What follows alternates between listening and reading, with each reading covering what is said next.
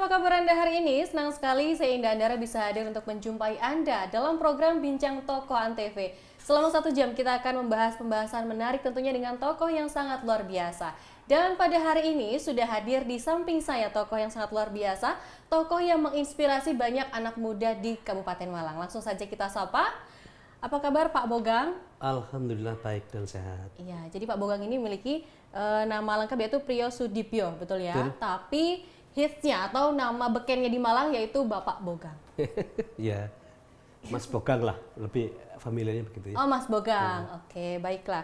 Jadi Pak Bogang ini adalah Ketua Kadin dan juga Ketua Pemuda Pancasila Kabupaten Malang. Nah, saya mengenal beliau, ini adalah sosok yang humble dan juga suka bersosialisasi serta suka guyon, betul ya Pak ya? Kadang-kadang sih, tergantung lawan bicaranya aja. Oh gitu, baik. Sebetulnya boleh diceritakan perjalanan hidup Bapak ini hingga menjadi seperti ini, seperti apa sih awalnya Pak? Jadi awal memang saya suka di sekolah itu berorganisasi. Oke. Tiba-tiba sebelumnya saya di Surabaya. Di Surabaya kenalah dengan teman-teman pemuda Pancasila.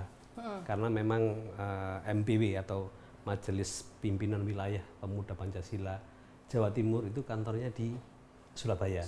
Dan kebetulan dekat dengan rumah saya. Cuman waktu itu saya tidak bergabung langsung, jadi hanya kenal beliau, Mas Lanyala Mataliti yang sekarang Ketua DPD RI. Itu ketika waktu itu tahun 2007-an. 2007 ya? 2007 saya sudah kenal beliau, bahkan ketika Pilgub Jawa Timur. Waktu itu saya menjadi dipasrai menjadi tim sukses salah satu calon gubernur di wilayah Malang Raya. Karena menurut beliau waktu itu partainya tidak jalan, jadi beliau menggunakan jaringan yang saya punya. Gitu. Alhamdulillah waktu itu calon tersebut menang di Malang Raya sebesar 60.000 suara. Jadi selisih itu yang diteruskan untuk lanjut ke Mahkamah Konstitusi. Dalam perjalanan waktunya, saya waktu itu ditawarin oleh beliau langsung pegang PP Kabupaten Malang. Karena waktu itu Ketua PP Kabupaten Malang wafat. Jadi vakum sekitar 4 tahun. Cuman waktu itu saya belum siap.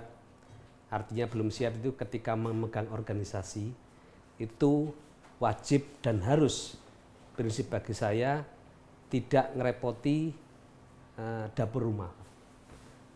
Artinya ada alokasi tertentu karena ini kan organisasi sosial.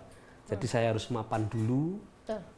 Artinya waktu itu saya ditunjuk caretaker waktu itu. Untuk memilih orang-orang yang pas pegang kendali Ketua Pemuda Pancasila Kabupaten Malang. Karena Kabupaten Malang ini kan wilayahnya sangat luas. Terluas se-Jawa Timur nomor 2 setelah Banyuwangi dan penduduknya juga paling banyak kedua setelah Surabaya. Oke, baik. Itu tadi dari PP ya Pak ya? Dari PP. Lalu kalau awal terjun di Kadin itu bagaimana ceritanya Pak? Jadi proses di Kadin itu, ini berkembang dari PP. Karena masa waktu itu kenalan saya banyak, jaringan saya luas, makanya beliau menawarin PP tapi saya tidak saya terima. 1 tahun beliau menunjuk caretaker, akhirnya tidak jalan, beliau ini marah ke saya. Ini gak jalan, kamu nunjuk orang yang salah itu. Akhirnya saya bertanggung jawab untuk memegang kendali tersebut. Akhirnya berjalannya waktu, PP yang tempo hari tidak dikenal, bahkan orang kurang tahu apa Pemuda Pancasila, pelan 1, 2, 3 tahun akhirnya alhamdulillah sekarang menjadi salah satu ormas terbesar di Kabupaten Malang dan memberikan kontribusi positif bagi kondusivitas wilayah Kabupaten Malang. Oke, baik, kita kembali ke Kadin ya Pak ya. Ya. Sebagai Ketua Kadin, ini kan Kadin itu adalah tempat atau wadahnya para pengusaha. Nah, itu awal terbentuknya seperti apa sih? Waktu itu, jadi setelah dari PP ya, jadi ini sejarah. Setelah dari PP saya dipercaya oleh beberapa teman, bahkan aparatur pemerintah daerah, itu memegang sepatu roda. Jadi sampai sekarang pun saya masih sebagai ketua Porsirosi atau Persatuan Olahraga Sepatu Roda di Kabupaten Malang. Lalu berlanjut ditawarin lagi kalau di Kadin itu tahun 2019. 2019 ya? Waktu itu saya terpilih aklamasi karena kepengurusan yang lama tidak jalan juga, maka saya diperintahkan oleh Jawa Timur, Kadin Jawa Timur waktu itu Pak Nyala juga, untuk kalau bisa pegang Kadin. Dengan musyawarah daerah ada 2 calon waktu itu, calon tersebut akhirnya dengan rela mengundurkan diri, makanya saya jadi ketua Kadin secara aklamasi. Oke, jadi menangnya nih gara-gara calonnya mengundurkan diri seperti itu ya? Bukan karena begitu, karena mungkin loh ya, mungkin kalau head to head dengan saya pasti kalah gitu loh. Gitu. Yang kalah siapa ini, Pak? Ya calonnya dong. Oke. Luar biasa rasa percaya diri dari Pak Bogang ini. Baik, lalu sebetulnya visi misi dari Kadin itu apa, Pak? Yang pasti kita membantu UMKM agar bergerak, agar terus berkesinambungan, agar terus memberikan sinergi, agar terus memberikan kontribusi bagi perekonomian di Kabupaten Malang khususnya. Di saat saya memimpin Kadin 2019, jatuhlah musibah tsunami di dunia ya, yaitu pandemi COVID-19. Oke. Itulah baru akhirnya kita mencoba dengan pengurus Kadin yang sudah terbentuk, kita melatih beberapa UMKM untuk memasarkan secara digital. Karena waktu itu pertemuan tatap muka kan sudah dibatasi, kerumunan dibatasi, komunikasi tatap muka dibatasi, PPKM dan lain sebagainya. Bahkan saya beberapa kali jadi narasumber terkait pembangkitan ekonomi. Bahkan terakhir saya diundang oleh Bank Indonesia Malang waktu itu. Saya kritik pemerintah karena di situ juga ada anggota DPR RI, ada beberapa juga narasumber dari beberapa instansi lain. Prakteknya memang ketika pemerintah menerapkan sebuah program, itu pengawasan di bawahnya, saya kira loh, ini pendapat pribadi, kurang dikontrol. Contohnya seperti apa, Pak? Contohnya ketika program pemerintah memberikan kredit lunak bagi para pengusaha atau para UMKM yang terdampak pandemi, praktek di bawahnya tidak seperti itu. Oh ya? Tidak seperti itu. Pengajuan kredit di bank itu ruwetnya minta ampun. Padahal itu hanya kredit paling sekitar 25 juta sampai 50 juta. Oke, itu analisa selama Pak Bogang menjadi ketua Kadin ya? Dan ini bisa, dan saya sampaikan ini di forum resmi ketika saya menjadi narasumber. Bahkan itu diapresiasi oleh anggota DPR RI, katanya mau meneruskan masukan dari Kadin, lalu diteruskan ke pusat agar pencarian lebih mudah. Yang bikin mereka para pelaku UMKM ini kesulitan itu satu, syarat kreditnya susah. Padahal kita sudah akali untuk dari kantor kelurahan, istilahnya keterangan usaha, surat keterangan usaha SKU. Sudah kita bahwa ini resmi. Jadi pelaku usaha ini resmi, tempat tinggal resmi, diakui oleh lurah. Nah, tapi satu lagi ganjalannya, jadi mereka punya tanggungan kredit di mana lain, walaupun itu kecil, tapi tidak di-ACC oleh bank pemberi kredit. Padahal kan pemerintah sudah jelas-jelas ngomong bahwa dipermudah, partainya tidak seperti itu. Oke, baik, kita tahan dulu ya Pak ya. Oke. Sepertinya ini semakin menarik kalau kita gali lagi. Tapi kita break dulu sebentar. Oke, pemirsa jangan kemana-mana. Saat lagi Bincang Toko Antv akan kembali, tetap bersama kami. Terima kasih Anda masih bersama kami di Bincang Tokoh Antv.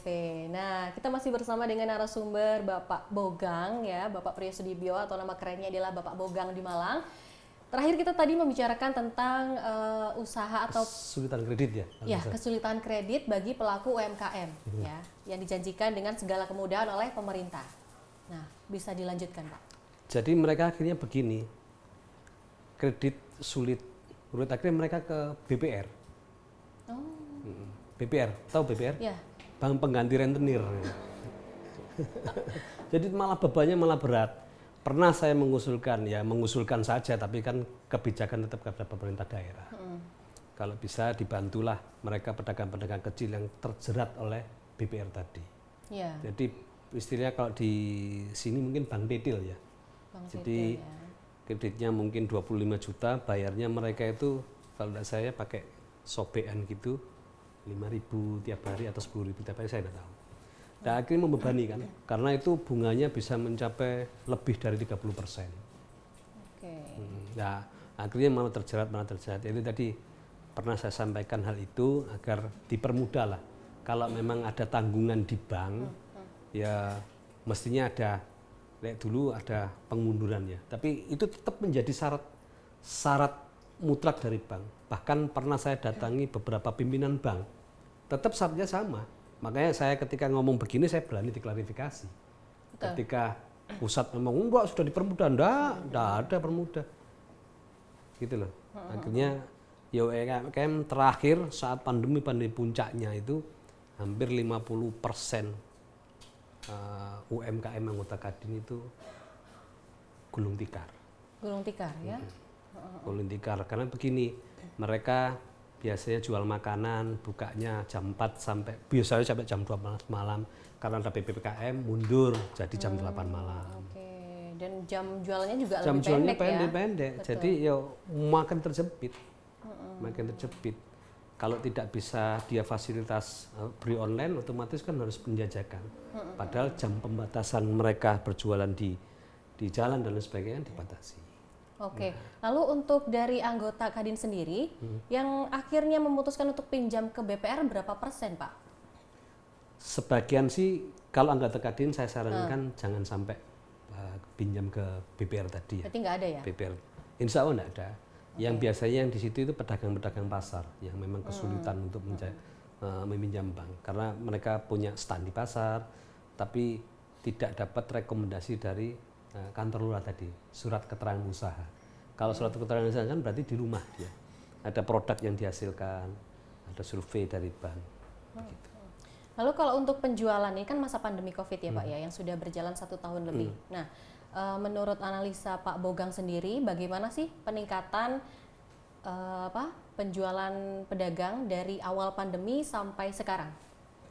Ya pasti menurunnya drastis. Tapi kita kan sudah ada peningkatan ya Pak ya, mulai dari sekarang sudah sih ya, ada pembebasan sedikit walaupun orang bilang ini seleksi alam ya. Ketika enggak kuat yo jatuh, kalau kuat ya bertahan kan begitu. Dan sekarang kondisinya bertahan aja sudah bagus ya. Asal jangan gulung tikar. Baik. Di bidang apa sih yang mengalami keterpurukan? Semuanya, Mbak. Semuanya, tempat pariwisata ditutup. Padahal mereka jualannya oleh-oleh, souvenir. Ya, mana ada yang beli ketika tempat pariwisata ditutup. Makanan sama. Betul. Kan ada pembatasan dan sebagainya. Kaldi kalah dengan produk-produk yang sudah mapan, produk-produk yang sudah ada di toko-toko, yang sudah punya brand lah istilahnya. Betul. Seperti itu ya. Lalu untuk peran Kadin sendiri seperti apa untuk menormalkan kondisi sekarang? Satu, kita tempoh hari sudah mengadakan, pertama kali kita mengadakan pelatihan untuk jualan online. Jualan online, jadi mereka bisa bersaing. Cuman kembali lagi susah kalah dengan branding yang sudah mapan. Jadi itu. Yang kedua, orang tidak memikirkan pembelian barang-barang sekunder. Artinya yang kedua, mereka memikirkan beli sembako. Jadi mereka beli beras, beli gula, beli telur, beli tepung yang untuk perutnya sendiri. Tapi untuk kebutuhan yang semacam camilan atau oleh-oleh itu kan berkurang sekali. Apa tidak ada sosialisasi dari yang tadinya jualan makanan diarahkan untuk jual sembako aja biar bisa mengikuti arus? Tetap kalah dengan mereka-mereka yang sudah paten berjualan sembako kan. Itu ya Pak ya. Oke. Heeh. Ini kan ada vaksinasi ya Pak ya, program pemerintah vaksinasi agar kita semua ini bisa terbebas dari resiko penularan COVID-19. Lalu peran Kadin sendiri, bagaimana mendorong perusahaan ini untuk bisa tetap menjalankan atau mengikuti vaksin? Ini sudah kita lakukan dalam berproses. Satu, kita mengajukan vaksin, program vaksin untuk semua pengurus Kadin dan sudah disetujui, tinggal pelaksanaan. Yang kedua, vaksin gotong royong. Jadi perusahaan mampu, perusahaan besar ini akan menvaksin karyawan atau keluarga karyawan. Dan Kadin Kabupaten Malang khususnya ya, sudah memfasilitasi perusahaan-perusahaan tersebut. Bahkan sudah kita ajukan ke Dinas Kesehatan Kabupaten Malang, Vaskes gotong royong yang diajukan oleh perusahaan tersebut sudah dilakukan survei. Tinggal Dinkes mengajukan ke Kemenkes dan ke Bio Farma. Jadi pelaksanaannya mungkin alhamdulillah sebentar lagi mungkin, karena vaksin gotong royong ini juga sangat berarti bagi perusahaan besar agar karyawan-karyawannya juga bisa divaksin. Aman seperti itu ya. Ya. Berapa sih Pak sebetulnya jumlah anggota Kadin di Kabupaten Malang itu?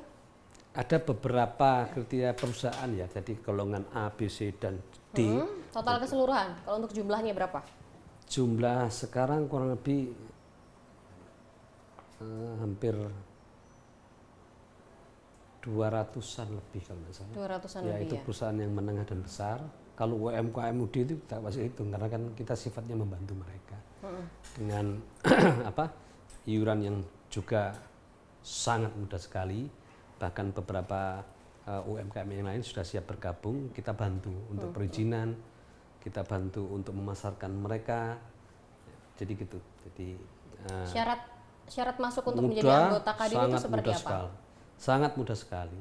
Jadi hanya memberikan NPWP mereka sudah terkait dengan tertib pajak, tempat usaha yang jelas, ada keterangan dari kelurahan tadi, terus ya iuran awal aja yang tidak seberapa.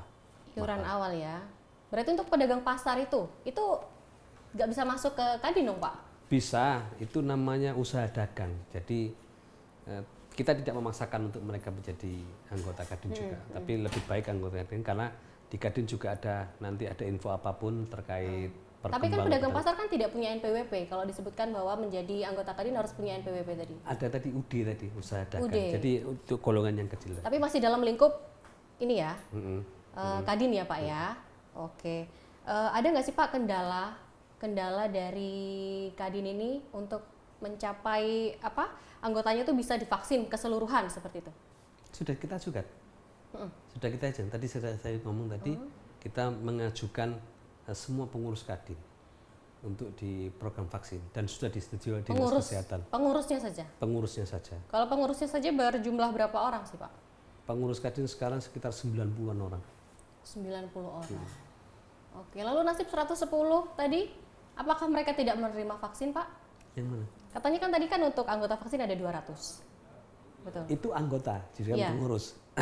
Jadi sebagian anggota sudah ikut di program vaksin mungkin kabupaten, tingkat kecamatan. di wilayah mereka di wilayah masing-masing. seperti Pengurus itu. Kadin pun juga sudah ada yang divaksin. Jadi tidak, ketika mereka sudah divaksin ya mereka tidak wajib untuk ikut vaksin pengurus. Oke, baik. Baik, kita lanjutkan setelah iklan. Pemirsa, jangan kemana-mana, tetaplah bersama kami di Bincang Tokoh Antv. Anda masih bersama kami di Bincang Tokoh. Nah, masih bersama dengan Sam Bogang. Ya apa Sam? Alhamdulillah. Kita habis ini gibahin apa ini? Tahes lah sih pasti. Tahes ya, kudu tahes ta. Karena di masa pandemi ini, tahes itu adalah kunci utama untuk bisa terus melanjutkan aktivitas. Benar, betul sekali. Oke, nah ini saya tadi mengutip dari media sosial ya yang saya baca bahwa Sam Bogang ini saat dilantik sebagai ketua Kadin ini harus mundur dari 3 organisasi lainnya, betul? Bukan harus mundur, tapi saya kepingin lebih konsentrasi di Kadin. Oke. Makanya saya mundur dari ketua Kapeknas, Gabungan Pengusaha Kontraktor Nasional, jadi ketua kickboxing. Wah, kickboxing ya. Yes. Berarti jago dong harusnya Sam Bogang ini. Saya tidak pernah jago di bidang apapun. Sepatu roda saya tidak bisa. Kok bisa kepilih jadi ketua ya tapi ya? Nah, Terus? Ketua itu adalah pimpinan terkait manajerial. Oke. Jadi Pak Presiden Jokowi itu juga sama dengan saya, tidak perlu paham dengan berapa sih ukuran aspal, kan nggak mungkin Pak Jokowi. Berapa ketinggian itu nggak mungkin, tapi beliau punya pembantu-pembantu yang luar biasa. Sama dengan saya, ketika saya memegang organisasi, itu sama, saya harus punya orang yang ahli di bidangnya. Saya yang manajerial aja, agar bisa kompak, bisa bersatu, bisa bersama dan melakukan prestasi. Berarti Sambogang ini tugasnya merentah ya? Hanya merintah doang Enggak, ya? merintah juga, kadang-kadang yang membenturkan ide. Kalau enggak pimpinan, enggak ada idenya, pimpinan enggak ada. Oke, betul. Iya, betul. Maksudnya kreatif. seperti itu. Maksudnya seperti jadi idenya dari Pak Bogang, tapi diteruskan ke anak buahnya. Sip. Ya, Jadi gitulah bahasa halusnya ya. Jadi mundur jadi ketua Kapeknas, kickboxing, terus saya juga mundur jadi wakil ketua KONI. Oh, gitu. Ya. Ketua KONI yang terpilih sekarang itu pun saya kemarin mengunculkan ide, kalau bisa aklamasi. Saya memimpin semua organisasi kalau bisa aklamasi. Karena saya tidak mau ada perpecahan. Oke. Karena ketika ada persaingan itu pasti ada kelompokan. Betul. Ada kubu-kubuan, ya toh. Ada nanti kalau enggak yang satu kalah, Kak Bolo ambek si Jine Kak Bolo ya ambek si toh, Jine, ya kan? akan merusui organisasi. Nah, itu dia. KONI kemarin juga begitu, pemilihan pertama wes gontok-gontok. Akhirnya saya menurunkan ide kalau bisa, ya calonnya apa dirundingkan, duduk bersama dulu sebelum diputuskan, agar tidak jadi perpecahan. Itu saya kepingnya begitu.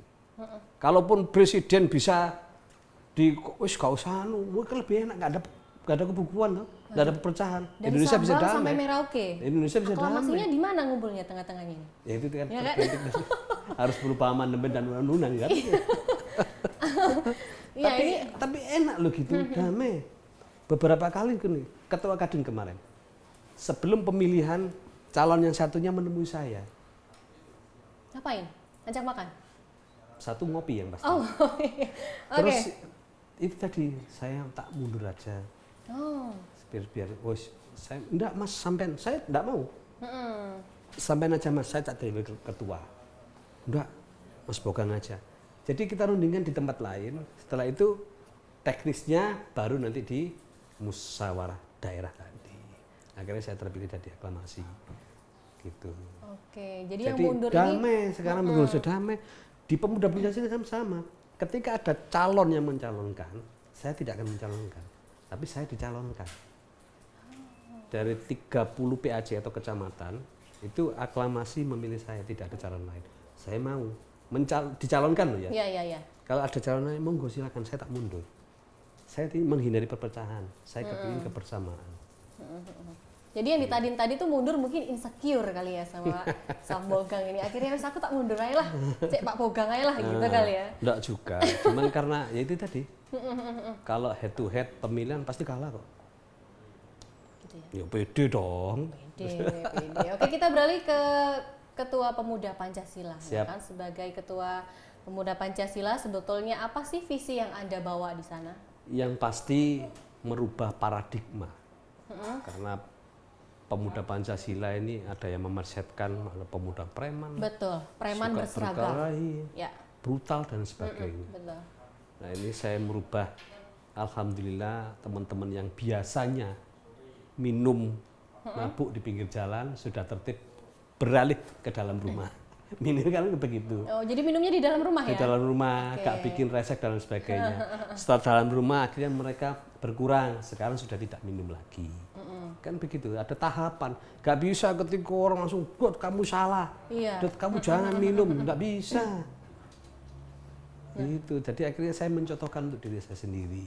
Ya toh, minimal itu pimpinan itu memberikan contoh atau teladan kepada anak buah atau level Untuk yang menjadi di bawah. panutan. Untuk Ya, menjadi panutan. Betul sekali. Betul. Kalau pimpinannya gak karu-karuan, terus bagaimana anggotanya? Ya toh, bagaimana pengurusnya? Harus memberikan contoh, sebagai pimpinan harus memberikan contoh yang baik, bisa menjadi teladan anggotanya dan pengurusnya. Program apa sih yang dilaksanakan di PPD untuk merubah paradigma bahwa pemuda Pancasila itu sebetulnya tidak mempunyai stigma negatif di masyarakat? Alhamdulillah di Kabupaten tidak pernah bentrok, tidak pernah. Ya bentrok dengan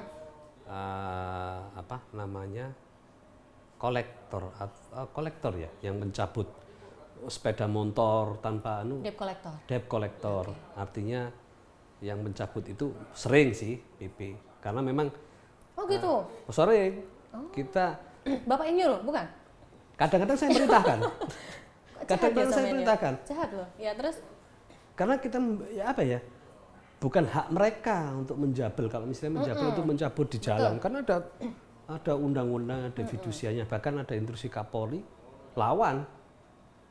Nah, beberapa kali kita bentrok, bahkan beberapa kali saya instruksi untuk mendatangi finance perusahaan tersebut. Kita tidak bermusuhan dengan finance-nya, kita bermusuhan dengan orang yang menjabel tidak jelas di pinggir jalan. ya.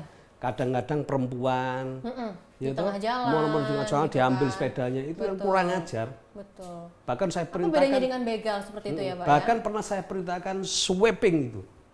Jadi ada 2 hari kalau tidak salah para apa itu tadi penjabel-penjabel tadi itu Debt nggak collectornya nggak keluar. akhirnya kalah ya sama PP ya? Ya kita benar kok. Iya betul. Selama kita benar apapun saya lakukan. Gitu. Bahkan beberapa tempo hari ada kejadian bahkan saya mau bakar itu. Saya perintahkan bakar.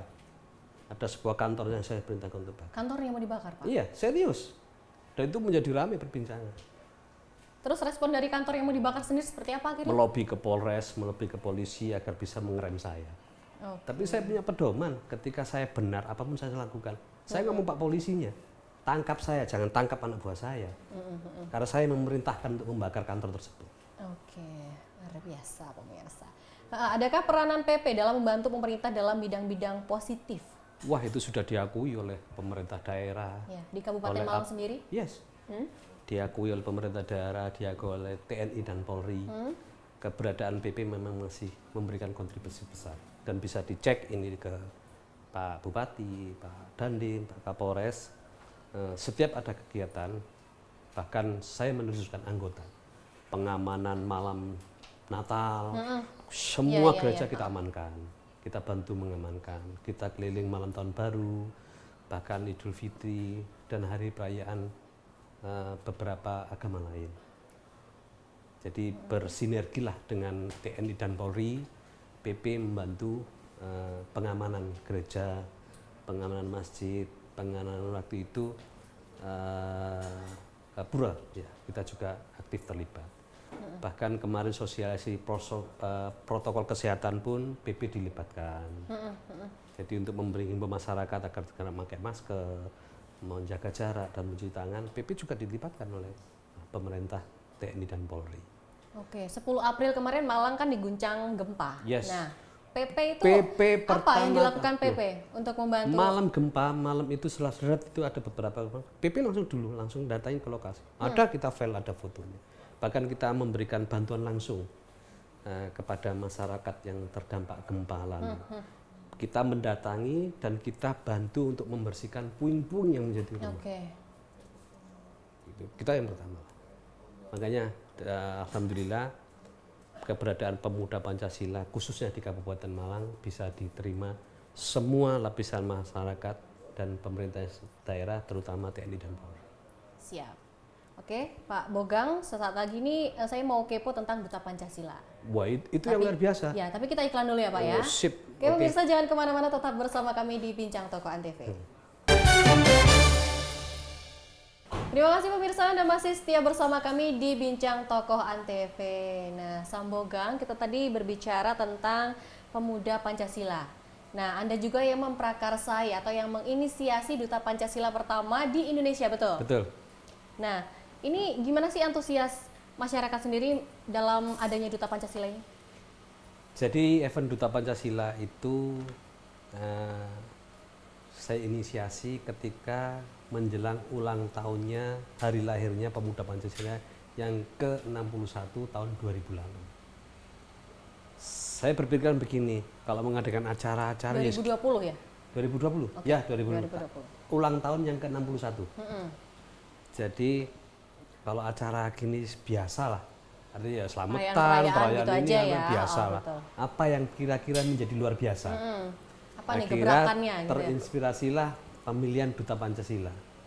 Karena Duta Pancasila yang lalu, artis itu bukan dipilih, Oke. tapi ditodong atau dinobatkan tanpa betul. proses ya. Karena kesalahan dia dalam menyebutkan Pancasila ya, Ya. akhirnya ditunjuk sebagai duta Pancasila. Betul, ditunjuk ya. Saya mau ditunjuk. Nah, akhirnya tercetus idilah muncul ide pemilihan duta Pancasila. Pesertanya umurnya 17 sampai 23 tahun. Artinya Kenapa kok usia muda yang Bapak pilih? Apakah ada ada pandangan-pandangan kenapa harus usia muda nih? terbukti sekarang. Jadi paham radikalisme, bahkan pelaku terorisme terakhir itu umurnya antara itu. Kaum milenial yang disasar oleh mereka-mereka yang berpaham radikalisme. Karena satu, ini generasi muda, penerus bangsa. Mereka kepingin menghabisi generasi muda kita dengan jalan apapun mereka tempuh. Nah, ide Duta Pancasila umur 17 sampai 23 itu kan masih kelas terakhir SMA dan awal perguruan tinggi. Nah, ini yang benar-benar harusnya kita brainwash otak mereka agar Pancasila itu menjadi satu-satunya paham, satu-satunya pedoman bagi bangsa Indonesia yang tidak bisa diganti oleh paham manapun atau pedoman apapun. Pemilihan Duta Pancasila ini juga tidak main-main karena kami melibatkan unsur akademisi sebagai juri, bahkan pihak-pihak yang berkompeten di bidangnya kita libatkan. Dukungan dari TNI dan Polri luar biasa. Bahkan gedung Sanika Polres Malang itu digratiskan dan bahan Pak Kapolres mulai dari tempat sampai konsumsi itu disumbang dari beliau. Dan DIM juga mengirimkan juri yang luar biasa. Ada beberapa kampus yang juga dilibatkan mengirimkan juri, bahkan profesornya pun. Pesertanya juga luar biasa, dari 33 kecamatan, 166 peserta yang mendaftar. Padahal itu dalam tempo yang singkat, artinya 2 minggu. Dari 100 berapa tadi Pak? 166. 166 yang terpilih menjadi Duta Pancasila berapa? Kita seleksi lagi, pemberkasan itu menjadi sekitar 90 orang. Jadi pemberkasan itu mereka biasanya tidak lolosnya karena umur yang kurang Ketuaan, atau lebih. gitu. Kalau kayak saya 25 gini masih bisa? Bisa, nanti saya adakan Duta Pancasila. Ya tolonglah Pak, kita kan Lansia, tua-tua juga pengen dong lansia. menegakkan Pancasila gitu ya. Oke, sebetulnya latar belakang acara tersebut itu fungsinya untuk apa sih Pak? Satu, agar generasi milenial, penerus bangsa, ini bisa menjadikan Pancasila satu-satunya pedoman. Lalu mereka bisa mensosialisasikan kepada masyarakat minimal sekitar rumahnya bahwa Pancasila ini seperti ini. Berarti ada program ya setelah terpilih beberapa duta Pancasila tadi ada program. Ada. Jadi kita Duta Pancasila berkeliling mensosialisasikan Pancasila ini kepada tempo hari di salah satu daerah itu di murid PAUD dan TK. Terus kita juga upacara Hari Lahir Pancasila kemarin juga di Candi Kidal di Desa Tumpang. Di situ ada reliefnya, mungkin inspirasi dari Bung Karno dulu. Ketika menjadikan Garuda Pancasila mungkin dari situ, karena di situ ada relief Garuda Pancasila. Artinya kalau digali lebih dalam lagi bahwa inspirasi Bung Karno mungkin ya, itu terinspirasi dari Candi Kidal, karena di situ ada relief yang tahun sekian itu. Kita upacara situ tidak pernah ada satupun saya bilang bukan yang pernah melaksanakan upacara lahir Pancasila di situ. Dan Duta Pancasila baru pertama, Duta Pancasila, Pemuda Pancasila, tokoh masyarakat di situ, tokoh pemuda di situ mengadakan upacara lahir Pancasila 1 Juni 2021 di Candi Kidal. Baik. Makanya ya Sambogang ini kok awet enom ya. Ternyata memang yang menjadi teman nongkrongnya ini adalah kaum milenial, yaitu Duta Pancasila. Betul. Oke. Dari 90 peserta tadi yang lolos, kita seleksi lagi menjadi 30. Lalu grand finalnya di Pendopo Kabupaten Malang, 15 finalis. support dari pemerintah daerah juga sangat luar biasa. Makanya saya berharap kepada pemerintah daerah lain, perwakilan masyarakat yang ada di DPR, BPIP, ya alhamdulillah. Ini saya tidak mau. Berarti Duta Pancasila ini hanya ada di Kabupaten Malang saat ini? Hanya ada di Kabupaten Malang pemilihan ini.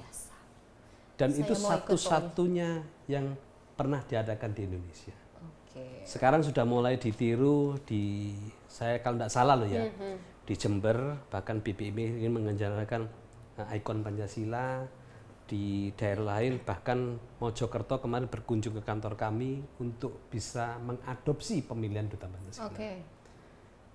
Saya lebih senang lagi, lebih bangga lagi ketika acara Duta Pancasila, sosialisasi pemenang Duta Pancasila itu bisa menginspirasi di setiap daerah, setiap kota dan kabupaten di seluruh Indonesia. Lalu nasibnya dari 90 orang hanya diambil 15 orang sebagai finalis ya Pak ya. Nasibnya mereka yang juga ingin nih menjadikan Pancasila ini sebagai pedoman. Itu gimana Pak?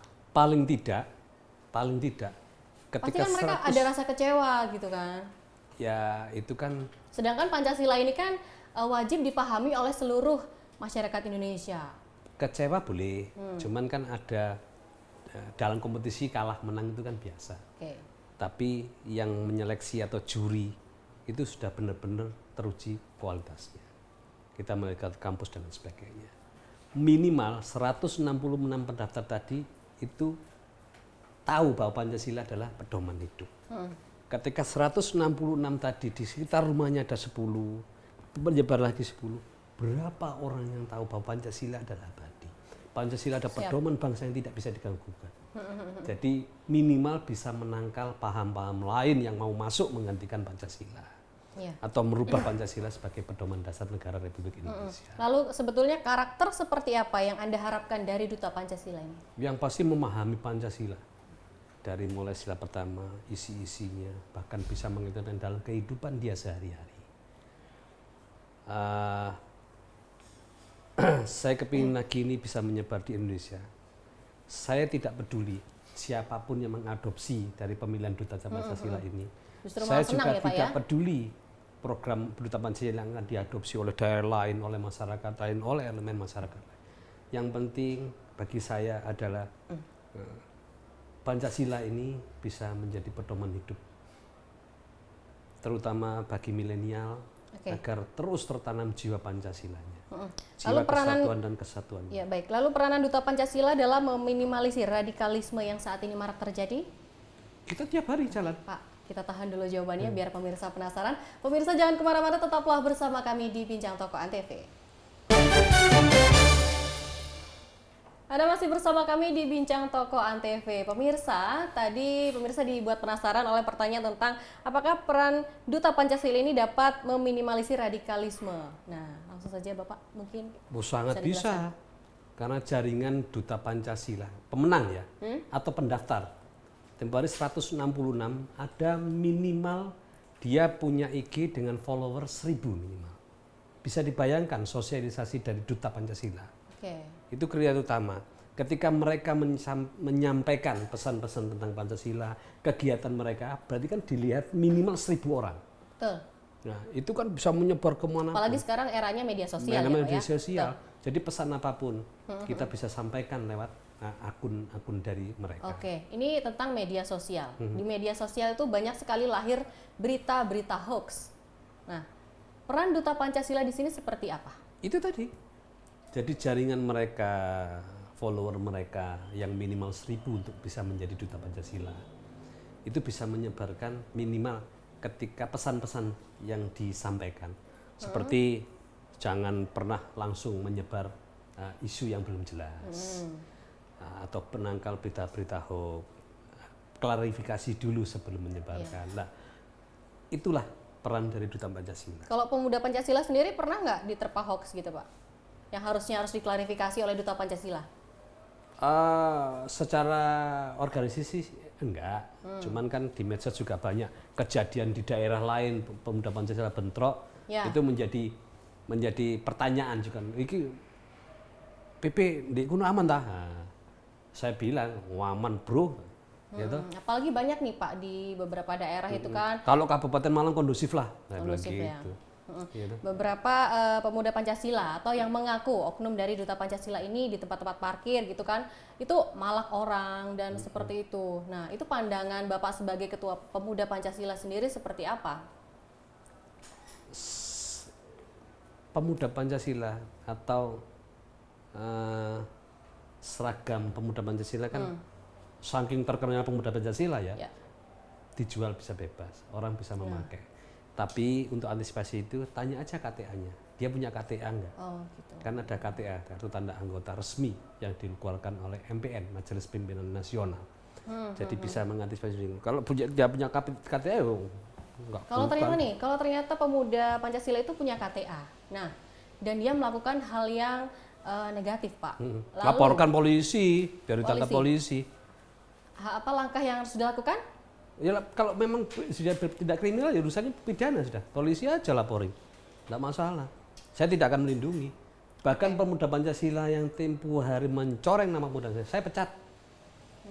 Seperti penggunaan obat terlarang. Jangankan obat terlarang yang mahal. Pil koplo yang sekarang jadi ini tak pecat sama saya.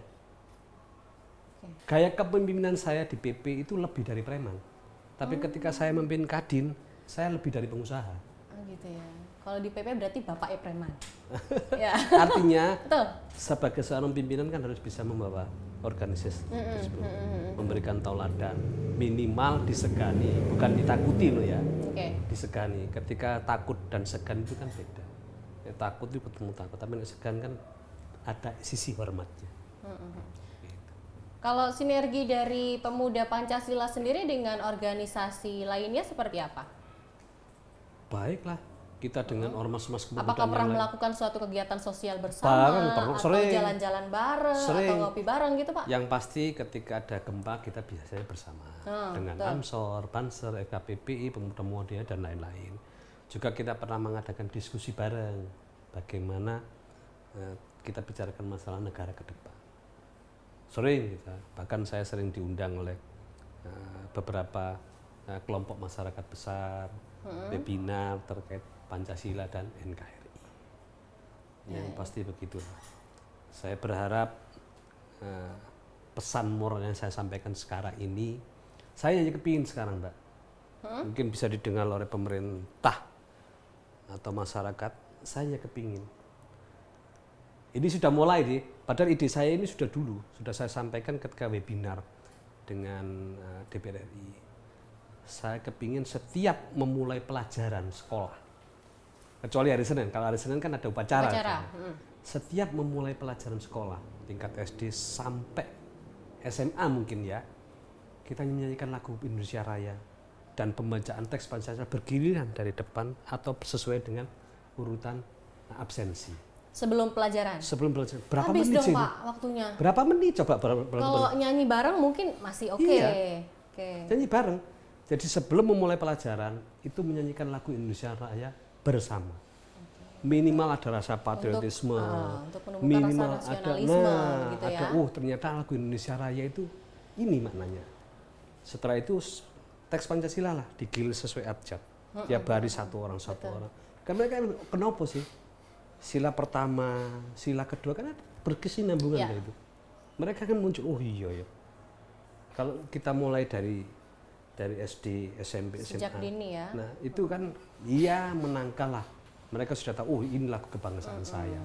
Oh, ini yang menjadi dasar pedoman kita hidup, ya kan? Hidup, nah. Untuk bisa hidup damai di Indonesia ini, betul. Itu loh. Jadi saya kepingin itu, cita-cita saya yang belum terwujud. Mudah-mudahan didengar oleh beliau-beliau yang Tapi di atas. sudah disampaikan begitu Pak? Setiap kali saya rapat apapun, saya memulai dengan menyanyikan lagu Indonesia Raya.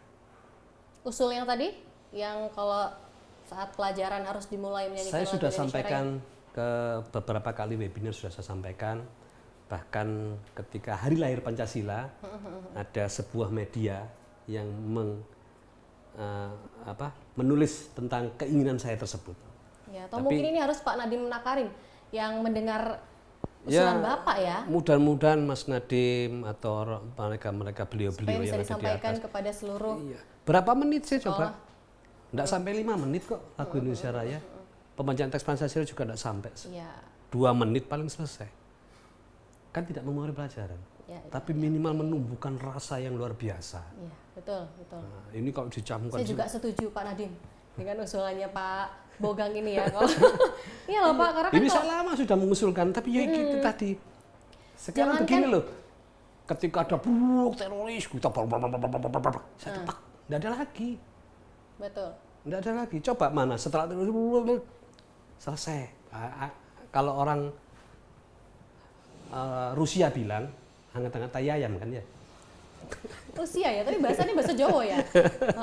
Jangankan anak SD ya Pak ya, bahkan di anak-anak di usia belia pun banyak sekali yang tidak hafal. Saya itu pernah, ini contoh ini.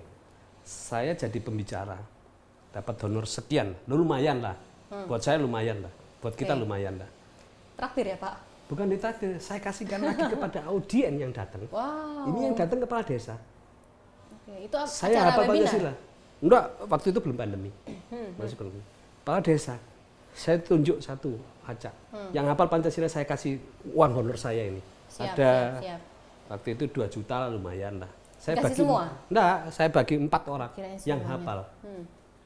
Dan luar biasa. Luar biasanya apa? Banyak yang enggak hafal. Banyak yang tidak hafal. Oke, baik ini Pak, pertanyaan terakhir. Dengan banyaknya organisasi yang Bapak ikuti, tidak adakah keinginan untuk terjun ke dunia politik Pak? Banyak yang menawarin, Mbak.